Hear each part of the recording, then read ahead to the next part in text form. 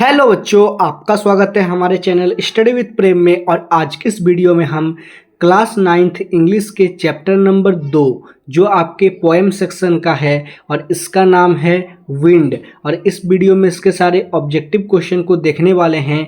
आप लोग इस वीडियो को लास्ट तक जरूर देखिएगा। चलिए क्वेश्चन नंबर 1 को स्टार्ट करते हैं। तो यहाँ पर क्वेश्चन नंबर 1 क्या है हम लोग का, पहले क्वेश्चन को पढ़ेंगे उसके बाद इसका आंसर देखेंगे।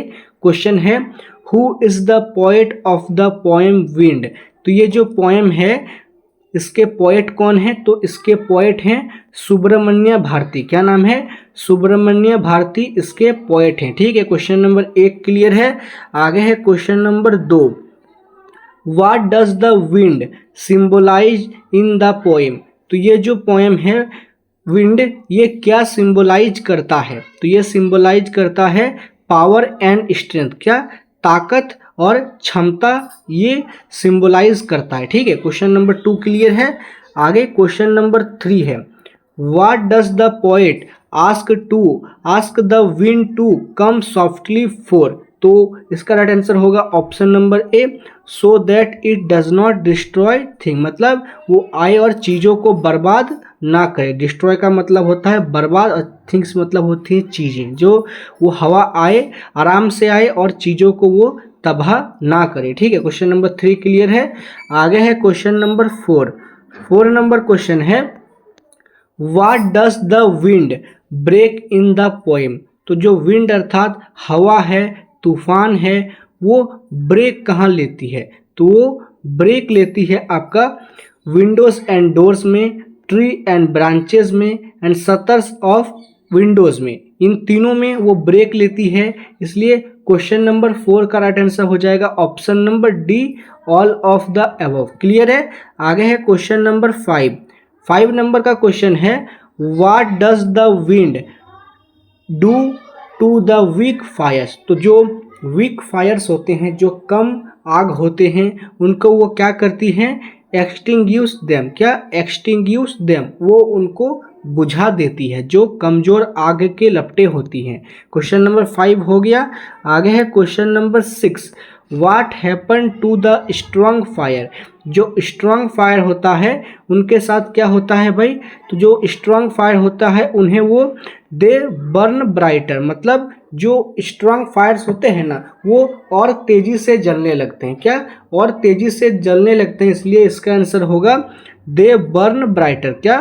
दे बर्न ब्राइटर, वो और ऊर्जा के साथ जलने लगते हैं। क्वेश्चन नंबर 6 हो गया। आगे है क्वेश्चन नंबर 7 नंबर का क्वेश्चन है, what does the wind god to the weak people. तो जो विंड है वो कमज़ोर लोगों के साथ क्या करती है? तो वो कमज़ोर लोगों के साथ कर्स देम, मतलब उन्हें क्रश कर देती है, उन्हें निचोड़ देती है। ठीक है, उन्हें क्रश करना अर्थात उसे मचोड़ना, उसे मचोड़ देती है, उसे निचोड़ देती है। क्वेश्चन नंबर 7 क्लियर है। आगे है क्वेश्चन नंबर 8 नंबर क्वेश्चन है, what lesson does the poet give in the poem. तो ये जो पोएम है इसमें पोएट हमें क्या लेसन देते हैं भाई?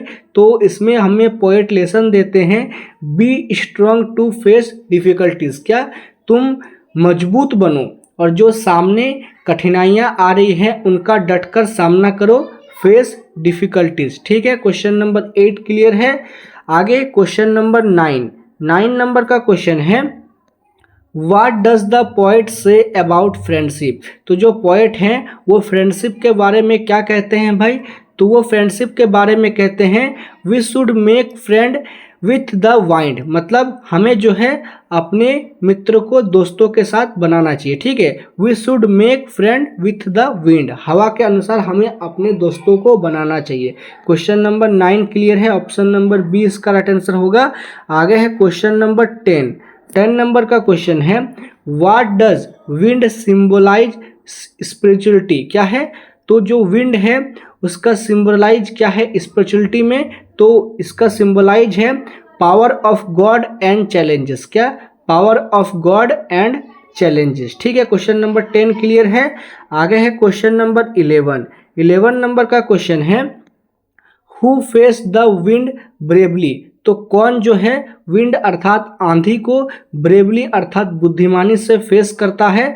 तो स्ट्रांग पीपल, जो लोग मजबूत होते हैं वे लोग विंड को ब्रेवली फेस करते हैं। ठीक है, क्वेश्चन नंबर 11 हो गया।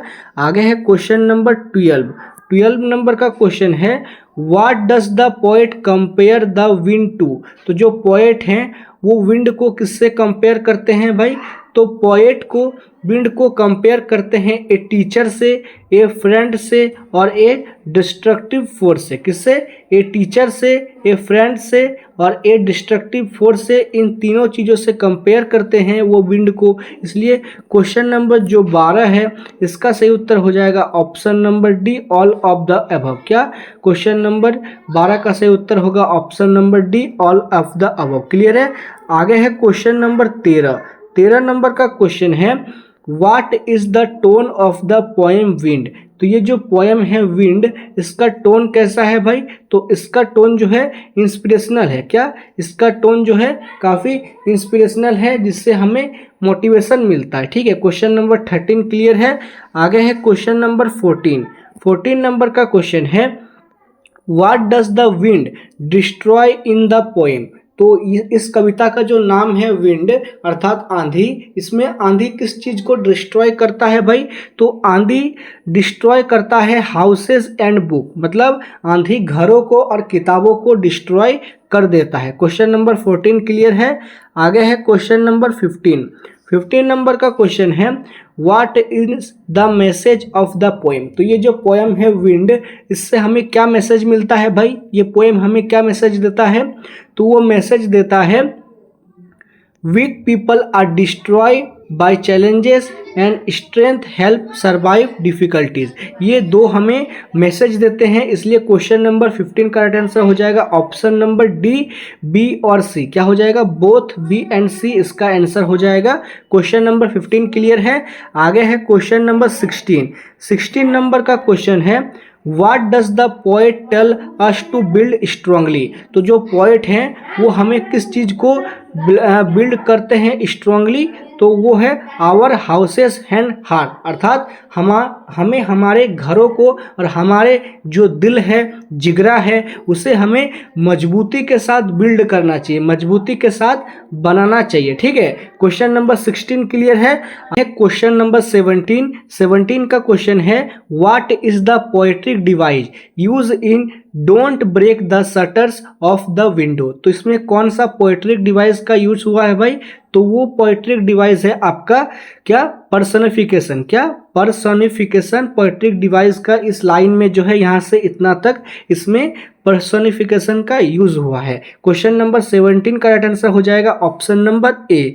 आगे है क्वेश्चन नंबर 18 का क्वेश्चन है we don't do what you tell him here he refers to hum. तो यहाँ पर जो ही है वो किस चीज को रेफर करता है भाई, तो ही रेफर करता है विंड को। किस चीज को, ही रेफर करता है विंड को। क्वेश्चन नंबर 18 क्लियर है। आगे है क्वेश्चन नंबर 19 नंबर का क्वेश्चन है which line show that the poet accept wind power. तो कौन सा ऐसा लाइन है जिसमें जो पोएट हैं वो विंड के पावर को एक्सेप्ट करते हैं। ठीक है, तो वो लाइन क्या है, वो लाइन है आपका he makes strong fires roar. क्या, वो स्ट्रॉन्ग फायर रोर्स बनाती है। इस लाइन को पढ़ने के बाद हमें लगता है कि जो पोएट हैं वो एक्सेप्ट करते हैं कि विंड का पावर क्या है। ठीक है, क्वेश्चन नंबर 19 हो गया। आगे है क्वेश्चन नंबर 20। क्वेश्चन नंबर 20 का क्वेश्चन है why does the poet call the wind clever. तो जो पोएट हैं वो विंड को क्लेवर क्यों कहते हैं, बुद्धिमान क्यों कहते हैं, तो वो बुद्धिमान इसलिए कहते हैं because it's separates to strong from to weak. मतलब वो जो है कमजोर को और मजबूत को बांट लेता है। क्या होता है, he because it separates the strong from the weak. ये इसका आंसर हो जाएगा। क्वेश्चन नंबर 20 का राइट आंसर होगा ऑप्शन नंबर बी। आगे है क्वेश्चन नंबर 21। पहले क्वेश्चन को पढ़िए आप। What does the wind do to the books. तो जो विंड है वो बुक्स के साथ क्या करता है भाई, तो विंड बुक्स के पेज को टीयर्स द पेज, वो बुक के पेज को पलट देता है। क्या करता है, tears the page. Question number 21 clear है। आगे है क्वेश्चन नंबर 22।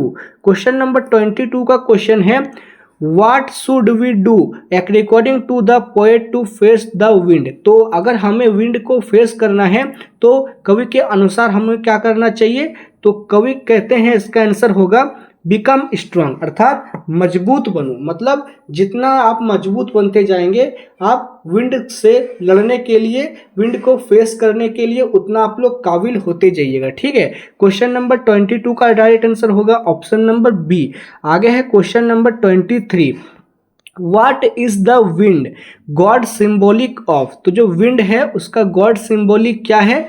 गॉड सिंबॉलिक है इसका challenges and difficulty in life. मतलब जो हमारे जीवन में चैलेंजेस हैं और कठिनाइयां हैं, डिफिकल्टीज हैं, वो हमारे जीवन में जो है विंड गॉड सिंबॉलिक है। ठीक है, क्वेश्चन नंबर 23 क्लियर है। आगे है क्वेश्चन नंबर 24 नंबर का क्वेश्चन है what literary device is used in the poem wind? तो ये जो पोएम है विंड, इसमें कौन सा लिटरेरी डिवाइस यूज हुआ है भाई? तो उस लिटरेरी डिवाइस का नाम है पर्सोनिफिकेशन, रिपीटेशन या सिंबॉलिक। ये तीनों पोएट्रिक डिवाइस या लिटरेरी डिवाइस जो है इसमें यूज हुआ है इस पोएम में। इसलिए क्वेश्चन नंबर 24 का राइट आंसर हो जाएगा option number D, all of this. Clear है। आगे है क्वेश्चन नंबर 25। क्वेश्चन नंबर 25 का क्वेश्चन है what does the poet mean by crumbling houses? तो इससे कवि का क्या मतलब है? इससे कवि का मतलब है weak people and weak structure. क्या? Weak people and weak structure. ये इसका आंसर हो जाएगा। क्वेश्चन नंबर 25 का राइट आंसर होगा ऑप्शन नंबर ए। आगे है क्वेश्चन नंबर 26। क्वेश्चन को पहले पढ़िए। What does the wind do to weak fires? तो जो विंड है वो वीक फायर्स, जो कमजोर आग की लपटें होती हैं, उनके साथ क्या करता है? तो इसका आंसर होगा एक्सटिंग्विश देम। मतलब वो उनको बुझा देती है। क्या करती है? वो उनको बुझा देती है। क्वेश्चन नंबर 26 का राइट आंसर होगा ऑप्शन नंबर ए। आगे है क्वेश्चन नंबर ये जो है क्वेश्चन नंबर 26 था। आगे है क्वेश्चन नंबर 27 का क्वेश्चन है what does the poet suggest to the reader? तो जो पोएट हैं वो रीडर अर्थात पढ़ने वाले को क्या सजेस्ट करते हैं भाई? तो वो सजेस्ट करते हैं to be mentally and physically strong. अर्थात कवि हमें मेंटली अर्थात मानसिक रूप से और फिजिकली अर्थात शारीरिक रूप से मजबूत होने के लिए कहते हैं। अगर हम शारीरिक और मानसिक रूप से मजबूत हो जाते हैं तो हम किसी भी डिफिकल्टी और चैलेंज का सामना कर सकते हैं। ठीक है, क्वेश्चन नंबर 27 हो गया है। आगे है क्वेश्चन नंबर 28।